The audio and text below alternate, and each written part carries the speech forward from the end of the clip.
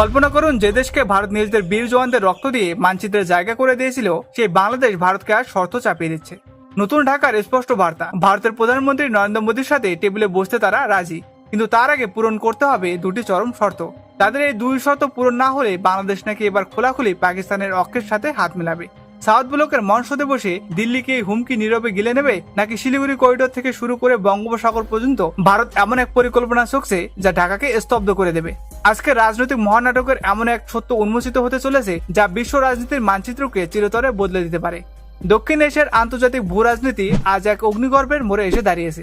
বাংলাদেশ আন্তর্জাতিক মঞ্চে একটি মারাত্মক চালনকর চাল চেলেছে। ঢাকার বিদেশ মন্ত্রকের সরাসরি মুখপাত্র স্পষ্ট ভাষায় জানিয়ে দিয়েছেন, বাংলাদেশের প্রধানমন্ত্রী তারেক রহমানের দিল্লির সফর এখন ঝুলে রয়েছে ভারতের সিদ্ধান্তের উপর।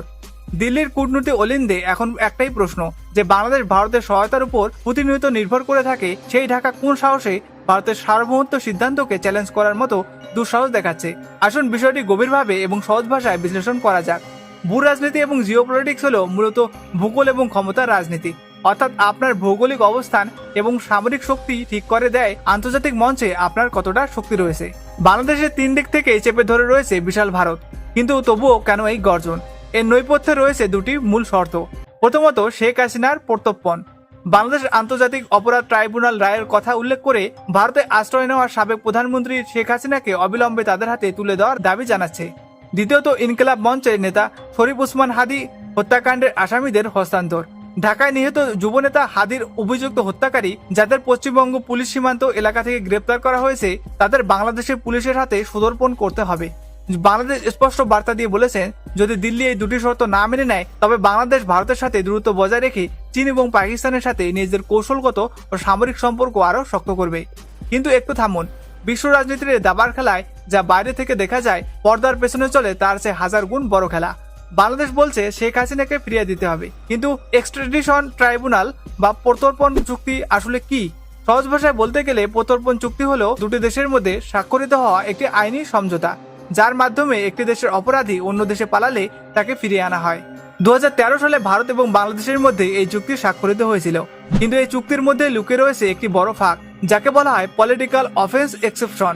অর্থাৎ কোনো ব্যক্তির বিরুদ্ধে ওঠা অভিযোগ যদি রাজনৈতিক প্রতিহিংসামূলক হয় বা রাজনৈতিক আশ্রয় হিসাবে তাকে রাখা হয়, তবে সার্বভৌম রাষ্ট্র হিসাবে ভারত সেই আবেদন বাতিল করার পূর্ণ অধিকার রাখে। ভারত আর সেই অধিকারকেই হাতিয়ার হিসেবে ব্যবহার করছে। ভারত ভালো করেই জানে শেখ হাসিনা কেবল একজন রাজনীতিবিদ নন। ভারতের উত্তর পূর্বাঞ্চলের নিরাপত্তা রক্ষা এবং আসাম ত্রিপুরা অসীমান্তে বিচ্ছিন্নতাবাদী গোষ্ঠীগুলোকে দমনে বিগত 15 বছর ধরে ছিলেন দিল্লির সবচেয়ে বড় বন্ধু। কিন্তু গল্পের টুইস্ট ঠিক এই জায়গায়। এবার আসা যাক আসল খবরে। অফিসিয়াল নথিপত্র অনুযায়ী বাংলাদেশের নতুন প্রধানমন্ত্রী তারেক রহমানের দিল্লি সফর নিয়ে গত কয়েক সপ্তাহ ধরে ব্যাকসেলেন ডিপ্লোমেসি বা গোপনীয় কূটনৈতিক আলোচনা চলছিল। ভারতের হাই কমিশনার ঢাকাতে টানা বৈঠক করেছেন, কিন্তু হঠাৎ করে পরিস্থিতি অগ্নিগর্ভ হয়ে ওঠে যখন 5 আগস্ট দিল্লি থেকে শেখ হাসিনা এক খোলা প্রেস কনফারেন্সে বক্তব্য রাখেন এবং ঘোষণা করেন যে তিনি খুব শীঘ্রই বাংলাদেশে ফিরে আসবেন। এই একটি ঘটনা ঢাকার অভ্যন্তরীণ রাজনীতিতে কাঁপন ধরিয়ে দিয়েছে। ঢাকার বাংলাদেশ ন্যাশনালিস্ট পার্টি খুব ভালো করেই জানে, বাংলাদেশে শেখ হাসিনার সমর্থন এক রাতে মুছে যায়নি। তিনি ভারতে বসে যদি নিজের রাজনৈতিক নেটওয়ার্ক চালু রাখেন, তবে ঢাকার বর্তমান শাসন ব্যবস্থা যে কোনো মুহূর্তে ভেঙে পড়তে পারে। তাই বাংলাদেশ সরকার এখন ভারতকে ব্ল্যাকমেল করার কৌশল নিয়েছে। কিন্তু তারা কি ভুলে যাচ্ছে যে ভারত কোনো সাধারণ রাষ্ট্র নয়? আসুন দেখে নেওয়া যাক ভারতের কাছে কি কি পদ্ধতি রয়েছে বাংলাদেশকে শিক্ষা দেওয়ার জন্য। প্রথমত, চিকেন নেক বা শিলিগুড়ি করিডর। শিলিগুড়ি করিডর হলো মাত্র 21 কিলোমিটার চওড়া একটি সংকীর্ণ ভূখণ্ড, যা ভারতের মূল ভূখণ্ডের সাথে উত্তর পূর্ব রাজ্যগুলোকে সংযুক্ত করে। ভারত চাইলে বাংলাদেশের ট্রানজিট এবং বাণিজ্য রুটের লাইফলাইন মুহূর্তের মধ্যে বদলে দিতে পারে। জ্বালানি এবং বিদ্যুৎ সংকট। বাংলাদেশে যখন তীব্র বিদ্যুৎ বিভ্রাট এবং ডিজেল সংকট দেখা দিয়েছিল, তখন ভারতই পাইপলাইনের মাধ্যমে সীমান্ত দিয়ে পেট্রোলিয়াম এবং বিদ্যুৎ সরবরাহ করে পরিস্থিতি সামাল দিয়েছিল। দ্বিতীয়ত, ভৌগোলিক ঘেরাও। বাংলাদেশকে মনে রাখতে হবে তাদের পশ্চিম, উত্তর এবং পূর্ব তিন দিক থেকেই রয়েছে ভারত। বিশ্বজুড়ে বাণিজ্য করতে হলে সমুদ্রপথ ছাড়া বাংলাদেশকে ভারতের আকাশসীমা এবং স্থলসীমা ব্যবহার করতেই হবে। কূটনৈতিক বিশ্লেষকদের মতে, বাংলাদেশ যদি চীনের সাথে হাত মিলিয়ে ভারতের সীমান্তে কোনো অস্থিরতা তৈরি করতে চায় বা পাকিস্তানের আইএসআইকে ডেকে ভারতকে হুমকি দেয়, তবে দিল্লির প্রতিক্রিয়া হবে কঠোর এবং অভূতপূর্ব। একজন গর্বিত ভারতীয় এবং নিরপেক্ষ ভূ রাজনৈতিক বিশ্লেষক হিসাবে আমি মনে করি, বাংলাদেশের আজ যে চরম ঐতিহাসিক ভুলের দাঁড়গোড়ায় দাঁড়িয়ে আছে, তা তাদের নীতি নির্ধারকের মারাত্মক অর্থদূষিতারই একই জ্বলন্ত প্রমাণ। চিন্তা করে দেখুন যে ভারতের হাজার হাজার বীর সেনা সদস্য 1971 সালের রক্তক্ষয়ী যুদ্ধে নিজেদের তাজা রক্ত ঢেলে দিয়েছিল একটি নতুন জাতির জন্ম দিতে, যে ভারত বাংলাদেশকে আন্তর্জাতিক মানচিত্রে এক সার্বভৌমত্ব রাষ্ট্রের স্বীকৃতি এনে দিয়েছিল, আর সেই বাংলাদেশেরই নতুন রাজনৈতিক নেতৃত্ব পরাশক্তি ভারতের সার্বভৌম সিদ্ধান্ত গ্রহণকে চ্যালেঞ্জ করার দুঃসাহস দেখাচ্ছে। ভারত ঐতিহাসিকভাবে তার প্রতিবেশী প্রথম নীতি বা নেইবারহুড ফার্স্ট নীতিতে আস্থা রেখে এসেছে, কিন্তু তার মানে এই নয় যে বন্ধুত্বের সুযোগ নিয়ে যে কোনো ক্ষুদ্র প্রতিবেশী এসে দিল্লির উপর চাপ সৃষ্টি করবে বা শর্ত চাপাবে। ভারত যদি আজ ঢাকার এই আলটিমেটামের সামনে তবে তা হবে ভারতের হাজার বছরের শরণার্থী রক্ষা এবং আশ্রয়ের মহান ঐতিহ্যের বিরুদ্ধে এক চরম আঘাত। শেখ হাসিনা আজ ভারতের মাটিতে কেবল একজন রাজনৈতিক ব্যক্তিত্ব নন, তিনি এই মুহূর্তে ভারতে একজন নিরাপদ আশ্রিত অতিথি।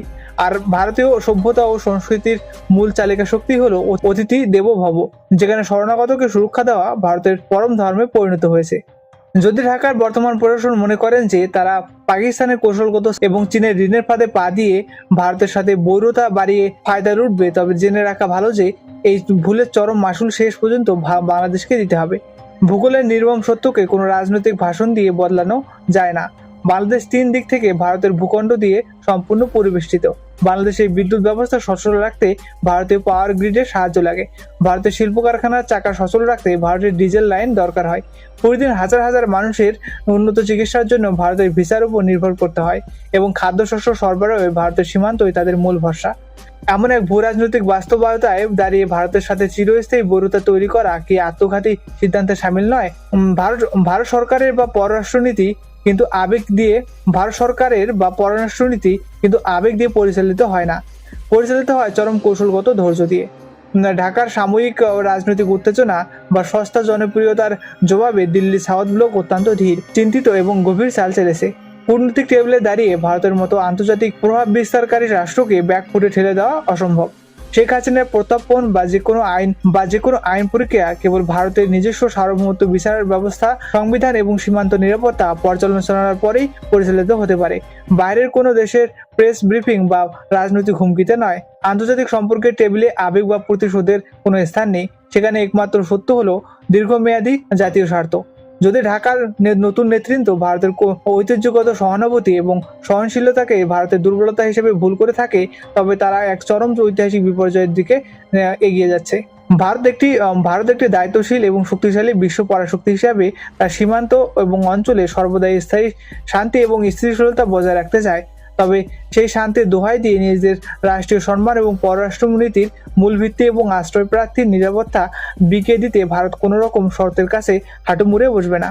আমাদের বার্তা একেবারেই পরিষ্কার, ভারত সমতার ভিত্তিতে পারস্পরিক মর্যাদা এবং শ্রদ্ধাবোধের জায়গায় দাঁড়িয়ে হাত মেলাতে প্রস্তুত, কিন্তু যদি কোনো প্রতিবেশী ভারতের সার্বভৌমত্বের হস্তক্ষেপ করতে চায় বা ব্ল্যাকমেলের রাজনীতি করার চেষ্টা করে, তবে ভারতের উপযুক্ত কূটনৈতিক জবাব পেতে তাদের বেশি সময় লাগবে না। ভারত এক অদম্য শক্তিশালী আত্মনির্ভর সার্বভৌম রাষ্ট্র, যার সিদ্ধান্ত কেবল দিল্লি সাউথ ব্লকের সার্বভৌমত্ব মাটি থেকেই নেওয়া হবে, অন্য কোনো দেশের রাজধানী বা নির্দেশনায় নয়। জয় হিন্দ, ভারত মাতা কি।